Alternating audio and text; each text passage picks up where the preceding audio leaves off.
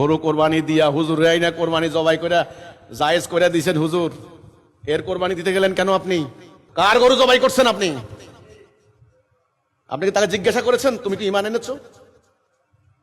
কার নামাজ পড়ছেন আপনি? কে আপনাকে বলছেন ইক্তাদাতুল বিহাযাল ইমাম? মিথ্যা কথা। এরা আপনার আনুগত্য করে না। এর প্রত্যেকের দলের সভাপতি সেক্রেটারি আছে, তাদের আনুগত্য করে।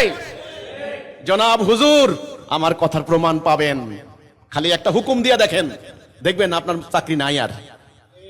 ওরা যে বলে ইক্তাদাতুল বিহাযাল ইমাম, এই ইমামের আনুগত্য করি, এটা ভণ্ডামি, লোক দেখানো। ফাওয়াইলুল লিল মুসাল্লিন, যারা দ্বীনকে মিথ্যা সাব্যস্ত করেছে।